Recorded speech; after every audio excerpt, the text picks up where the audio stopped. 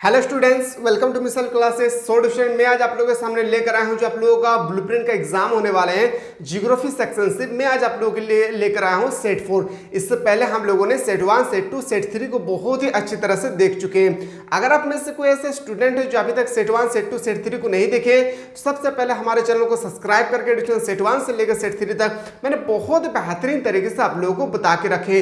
सबसे पहले एडिशन आप सेट 1 से लेकर सेट 3 तक बेहतरीन तरीके से देखें, फिर सेट नंबर 4 को देखेंगे। मैंने डिवीजन जो चीज आप लोगों को बताया हूं, अगर इतना सारा कर लेते हैं तो आपका जो 16 मार्क्स का यानी 16 क्वेश्चन जो आपके पेपर में छपने वाले हैं उसमें से 15 क्वेश्चन इसी चैप्टर से होगी जो मैंने आप लोगों को प्रोवाइड किया हूं। चलिए स्टूडेंट, मैं आज आपको जो बताने वाला हूं वो आप लोगों के सामने होगा सेट 4। और अगला वीक में यानी अगला सैटरडे को जो आप लोगों का एग्जाम होने वाले हैं उससे रिलेटेड भी अगर आप लोग ब्लूप्रिंट का क्वेश्चन पाना चाहते हैं तो बिल्कुल डिवीजन आप लोग एक बार दबा करके कमेंट सेक्शन में कमेंट करना ना बोले। साथ ही साथ जो भी स्टूडेंट ब्लूप्रिंट का एग्जाम दे रहे हैं या नहीं दे रहे हैं उनको जरूर सेंड करें। उनको बताइए कि इस तरह से ब्लूप्रिंट के एग्जाम में क्वेश्चन आने की संभावनाएं बनती है। सो डिवीजन चलिए हम लोग लेट नहीं करेंगे क्योंकि आप लोगों का एग्जाम बहुत ही नजदीक आ चुका है। एक एक क्वेश्चन को मैं पढ़ूंगा डिवीजन यहाँ पे बहुत बेहतरीन तरीके से, उसके बाद आप लोग आंसर बताने की कोशिश करेंगे। और हाँ, अगर आप में से कोई ऐसे स्टूडेंट है जो आर्ट्स की बेहतरीन तरीके से तैयारी करना चाहते हैं तो नीचे जो नंबर दिए गए इस नंबर के माध्यम से आप लोग हमारे टीम के साथ कनेक्टेड हो सकते हैं और पूछ सकते हैं कि आर्ट्स की बेहतरीन तैयारी के लिए क्या क्या कंडीशन है।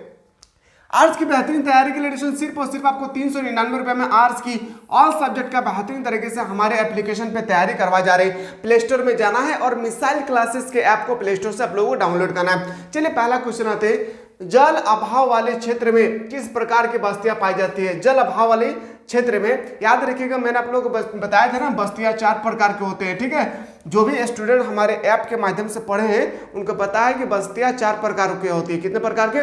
4 प्रकार की होती है, जिसमें सबसे पूछा गया है कि किस प्रकार की बस्तियां में जल अभाव वाले क्षेत्र पाया जाता है, तो बोलेंगे सर वो होगी परकीर्णन। याद रखिए क्या होगा? परकीर्णन। यानी ऑप्शन नंबर आपका बिल्कुल राइट आंसर हो जाएगा, आपका बी नंबर सही उत्तर हो जाएगा। ठीक है, चलिए अगला क्वेश्चन पे आते हैं। जो अगला प्रश्न है क्वेश्चन नंबर आपके सामने 2, निम्नलिखित में से कौन प्राचीन राजधानी नगर है? आपको बताना है प्राचीन नगर, बताना है कौन है। प्राचीन का मतलब होता है बहुत पहले बनाया हुआ नगर, यानी बहुत पुराना नगर। तो बोलेंगे सर वो नगर होगी आपका पटना। क्या होगी? पटना। याद रखिएगा। अब सभी को पता है कि जमशेदपुर कहाँ पे है, सभी को पता है कि हमारे राज्य में ही है, झारखंड, जो स्टील प्लांट के लिए काफी ज्यादा प्रसिद्ध है। ठीक है, क्वेश्चन नंबर नेक्स्ट में मूव करते हैं। जो क्वेश्चन नंबर 3 है, किस पर्वत पर ऊंची या ऊटी पर्यटक केंद्र अवस्थित है? किस पर्वत पर ऊटी, याद रखिएगा, ऊटी किस पर्यटक के केंद्र अवस्थित है? तो आपको बताएंगे सर नीलगिरी पर्वत में। कहाँ पे? तो नीलगिरी पर्वत में। याद रखिए कहाँ पे? नीलगिरी पर्वत। ये भी याद रखिएगा कहाँ पे? तमिलनाडु में। इसको भी आप लोग अपनी कॉपी पे नोट डाउन करेंगे। और हाँ, अगर आप लोग वीडियो देखने के बाद थोड़ा सा भी अच्छा फील हो तो एक बार लाइक जरूर करें। जो भी आप लोगों का अगर हेल्पफुल हो रहा है, आप लोगों को लग रहा है कि इस वीडियो को देखकर हमें थोड़ा सा प्रॉफिट हुआ है, तो एक बार दबा करके लाइक करें।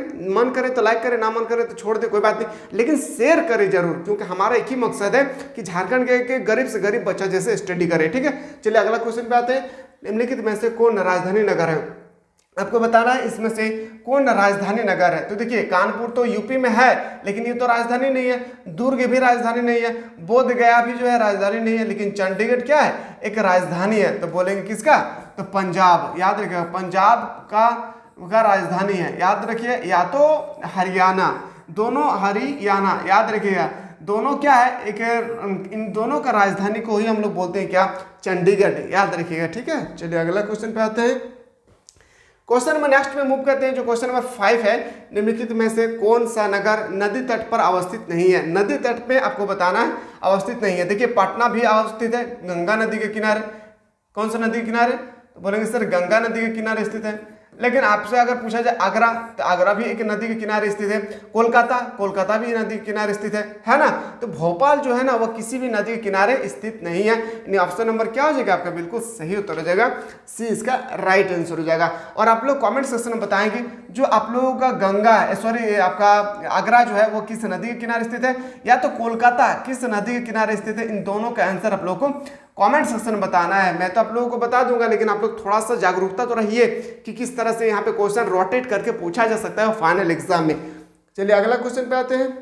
क्वेश्चन नंबर 7 है, कि कौन सा शहर तमिलनाडु का मैनचेस्टर कहा जाता है। Very very important question, Tamil Nadu का मैनचेस्टर किसे कहा जाता है। ये क्वेश्चन 2021 के पेपर में डायरेक्टली पूछा गया था कि तमिलनाडु का मैनचेस्टर किसे कहा जाता है। तो एक बार जरूर स्टूडेंट आप लोग बताइए कि जो तमिलनाडु का मैनचेस्टर है वो किसे कहा जाता है। तो बोलेंगे सर कोयम्बटूर को। किसको कहते हैं? कोयम्बटूर को हम लोग बोलते हैं तमिलनाडु का मैनचेस्टर।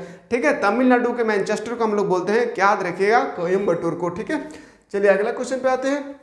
क्वेश्चन नंबर नेक्स्ट है 8, निम्नलिखित में कौन सांस्कृतिक नगर है। आपको बताया था ना जेरूसलम जो है ना एक सांस्कृतिक नगर है। क्या याद रहे, जेरूसलम एक सांस्कृतिक नगर के अंतर्गत आते हैं। ऑप्शन नंबर आपका बिल्कुल सही उत्तर हो जाएगा, ए इसका राइट आंसर हो जाएगा।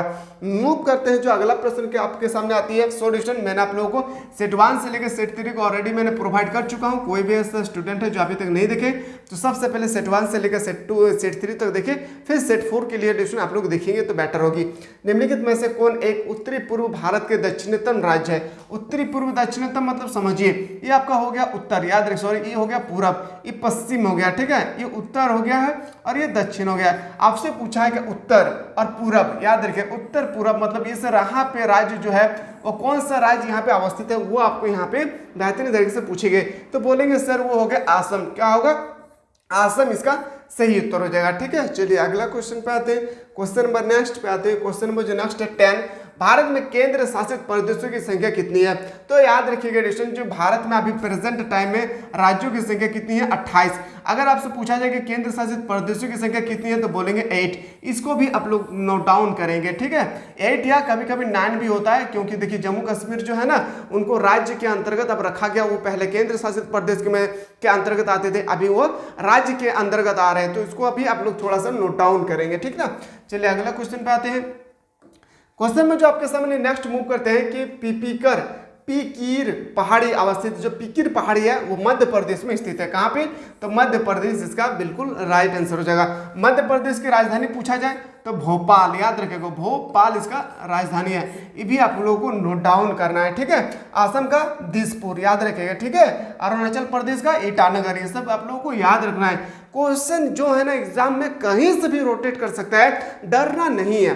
बस आप लोग मिसाइल क्लासेस के प्लेटफॉर्म से जुड़े रहें। मैं वादा करता हूँ कि जब आप लोगों का सिलेबस कंप्लीट हो जाएगी, यानी आप सभी को पता है कि मिसाइल क्लासेस के एप्लीकेशन पे प्रतिदिन 7 दिन क्लासेस होती हैं।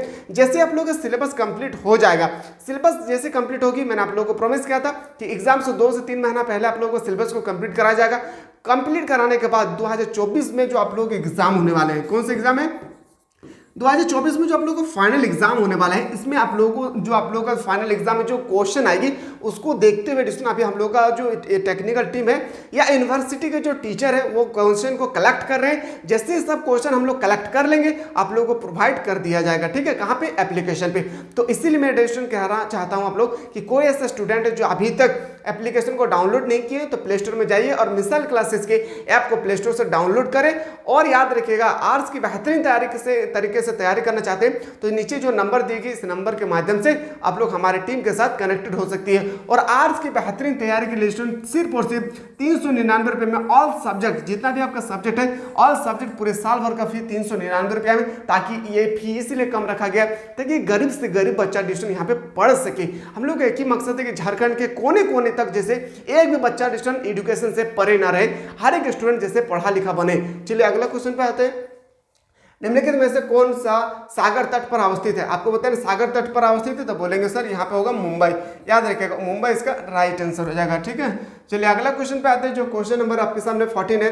निम्नलिखित में से किस पर्यावरण में परिक्षिपित ग्रामीण बस्तियों की अपेक्षा नहीं की जा सकती है। तो बोलेंगे सर गंगा का जलोढ़ मिट्टा, याद रखिए गंगा का जलोढ़ मैदान में, यानी ऑप्शन नंबर क्या हो जाएगा आपका? ऑप्शन नंबर ए आपका सही उत्तर हो जाएगा। ठीक है, चलिए अगला क्वेश्चन पे आते हैं। Question number 15,